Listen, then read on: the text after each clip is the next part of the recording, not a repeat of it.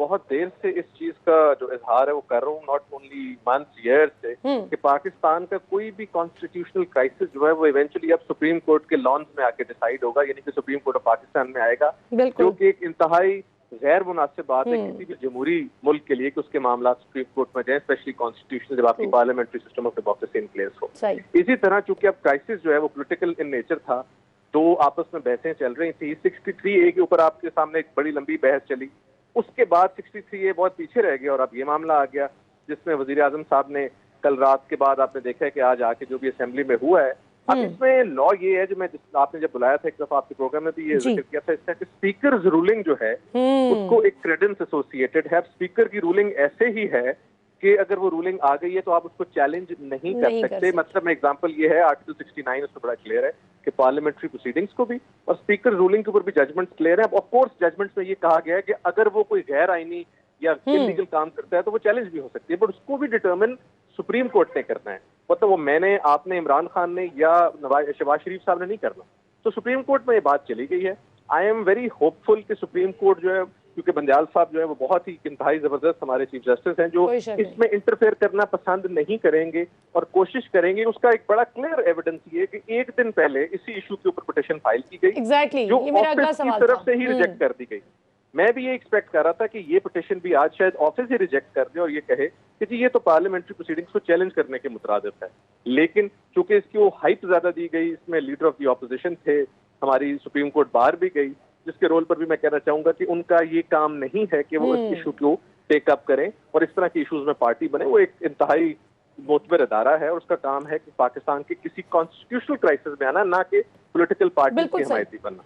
अच्छा, ये आपने बड़ा ज़बरदस्त पॉइंट रेज किया। मैं दोपहर में भी जब मुझे पता चला कि सुप्रीम कोर्ट ऑफ पाकिस्तान ने एक फैसला किया है कि आज छुट्टी वाले दिन अमला बुलाकर इसको करेंगे, जाहिर है ये ऑपोजिशन को भी इससे काफ़ी तसल्ली हुई होगी कि भाई हमारी बात फौरी तौर पर एंटरटेन की जा रही है। अदरवाइज़ एक शिकायत होती उनको भी कि लगता है सारे ही हुकूमत के साथ मिल गए। तो ठीक है, सुप्रीम कोर्ट ऑफ पाकिस्तान के मौजूद चीफ जस्टिस साहब ने ये फैसला किया और अब उन्होंने इस इशू को टेकअप भी किया है। लेकिन ये बहुत दिलचस्प नुक्ता है जो आपने उठाया और हम दोपहर में यही बात कर रहे थे कि हुकूमत भी यही इस्तदा करती हुई गई थी, यही नुक्ता लेकर गई थी कि आप फैसला करें, ये फॉरेन कंस्पिरेसी के तहत ही हो रहा है।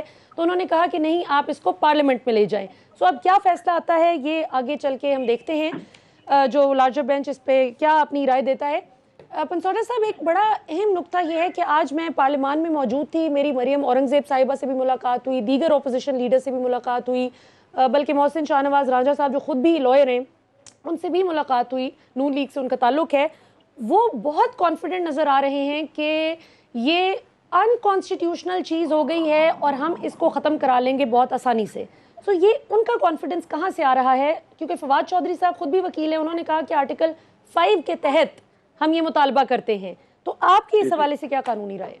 पहली तो बात यह जी कि चूंकि वो एक पार्टी है, उनको कॉन्फिडेंट होना चाहिए अपने केस के मुताबिक। लेकिन जो मुझे एतराज है पाकिस्तान की सियासत से वो ये है कि जब हमारे हक में कोई आईनी प्रोविजन होती है तो हम बबांगे दोहल उसका ऐलान करते हैं। वही प्रोविजन जब हमारे खिलाफ हो आप हम उसकी उल्टी तरफ चले जाते हैं। आइन किसी के घर की लौंडी नहीं है कि उसको पीटीआई या कोई भी और पॉलिटिकल पार्टी अपने मकासद के लिए इस्तेमाल करे। आइन एक बड़ा सीक्रेट डॉक्यूमेंट है, एक सैक्रोसेंट डॉक्यूमेंट है, जिसकी बेसिस जो है वो आर्टिकल 227 और 31 है कि तमाम चीजें कुरान और सुन्ना के ऐन मुताबिक हैं। अब अगली बात मैं ये करने लगा हूं कि अगर हमें इतना ही शौक है कि हमने सुप्रीम कोर्ट से सारा कुछ करवाना है तो फिर मेरी सुप्रीम कोर्ट से इस्तदा ये होगी कि सबसे पहले 63A का फैसला करें और हमें ये बताएं कि ये क्या तशरीह है कि जिन लोगों ने जाके दूसरी तरफ वोट दिया है वो आईनी इक़दाम है। क्योंकि अगर उसका जवाब हाँ में है तो फिर ये सारी की सारी प्रोसीडिंग आगे गलत हो जाती हैं। हम ये कह रहे हैं कि 63A को पेंडिंग कर दें, उसको जरा हम आराम से देखेंगे। लेकिन आप हमें आज में संडे वाले दिन ही जवाब दें कि जनाब ये जो अमल हुआ है स्पीकर की रूलिंग का, इसका क्या मतलब है। ये बड़ा गहरा नहीं है, ये तो नहीं हो सकता। वो हमारी अंग्रेजी में कहते होते हैं, बल्कि लीगल मिसाल है कि you can't breathe hot and cold in the same breath. तो प्रॉब्लम मेरी ये है कि अगर आपने सारा कुछ अपना सुप्रीम कोर्ट से करवाना, पहली तो बात है कोई भी अच्छी पार्लियामेंट्री डेमोक्रेसी सुप्रीम कोर्टों में जाके अपने फैसले नहीं करवाती, स्पेशली जब सुप्रीम कोर्ट आके ये कहे कि आप जाके इसको वापस पार्लियामेंट में ले जाएं। तो मैं यहाँ पर ये देख रहा हूँ कि शायद स्पीकर की रूलिंग को सस्टेन रखा जाए, और अगर सस्टेन नहीं भी रखा जाता तो मैं समझता हूँ कि ऐसा प्रेसिडेंट सेट किया जाएगा जो कि मुनासिब नहीं है। अगर जुडिशरी की खिलाफ तकरीर नहीं की जा सकती पार्लियामेंट में, अगर पार्लियामेंट्री प्रोसीडिंग्स को नहीं चैलेंज किया जा सकता, तो इन सब चीजों को रखने का एक मकसद है। पार्लियामेंट जो है वो सुप्रीम है, ये कॉन्स्टिट्यूशन की एक मंशा है, हर इदारा उसके मातहत है। अब अगर आप उसी इदारे की जो तकारीर हैं या उसी इदारे की जो प्रोसीडिंग्स हैं, you start calling them into question, वहां तो फिर हर चीज क्वेश्चनेबल है। बिल्कुल सही।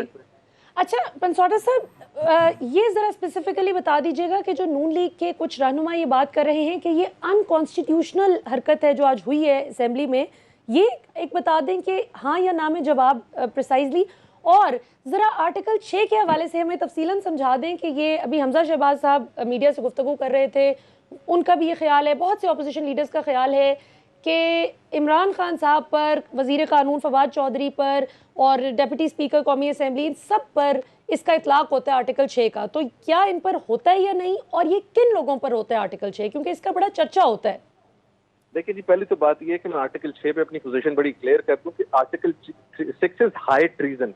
जब आप सब्जुगेट उसको करें, उसको एब्रोगेट करें, उसको यू होल्ड इट इन अबेंस। आपने आइन को मुअत्तल नहीं किया, आज किसी भी कार्रवाई में आइन मुअत्तल नहीं हुआ, आइन की एक मुख्तलिफ तशरीह हुई है, और तशरीह करना स्पीकर का हक है। अजहर सदीक केस है 2012 का। तो जस्ट बिकॉज फैसला आपके मुताबिक नहीं आया तो आप ये कह रहे हैं कि उनके ऊपर आर्टिकल 6 लगाए। अगर इस एनालॉजी से आपने आर्टिकल 6 लगाना है तो फिर हमारी आधी से ज्यादा ऑपोजिशन अंदर होगी इस वक्त, अगर हम आज हमजा शहबाज साहब के मुताबिक ही आर्टिकल 6 लगा दें। कहने का मकसद ये है कि जो आइन को इंटरप्रेट किया स्पीकर ने, उस इंटरप्रिटेशन के बाद उसने एक रूलिंग दी, आपको वो रूलिंग चैलेंज करनी, आपने कर दी। अब उस पर पता लग जाएगा कि वो रूलिंग ठीक है या नहीं ठीक।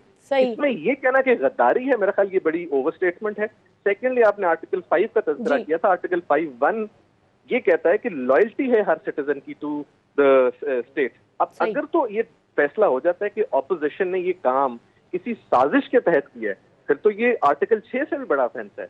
लेकिन अगर साजिश साबित नहीं होती तो उससे पहले आप चाहते हैं नो कॉन्फिडेंस पहले हो जाए। आप, मैं क्विकली सिर्फ आपको एक वन लाइन में चीज बताना चाहता हूँ। आप कहते हैं 63 छोड़ दें, सीधा इस पे आ जाएं। इसकी बात ये आती है तो फिर आप साथ ही कहते हैं नहीं नहीं, इसमें भी आप साजिश को छोड़ दें, सीधा प्रोसेस पे आ जाए। You can't pick and choose, you have to follow the course, और आपने एक सर्टेन सीक्वेंस को फॉलो करना। बिल्कुल ठीक।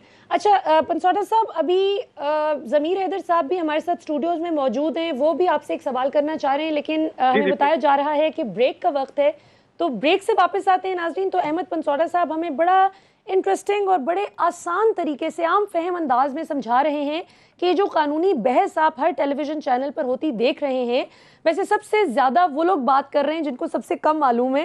लिहाजा हमने सोचा कि आइन और कानून पे बात करने के लिए कानूनी स्पेशलिस्ट को बुलाया जाए। सो कहीं मत जाइएगा। ब्रेक के बाद अहमद पंसोटा साहब से हम कुछ और भी लीगल नुक्ते समझने की कोशिश करेंगे, ताकि जब ज़रा पॉलिटिकल डिबेट होती है, ड्राइंग रूम में बैठ कर घर घर में हो रही है, तो आप भी ज़रा पंसोटा साहब के पॉइंट्स इनकॉर्पोरेट कर सकें अपनी डिबेट।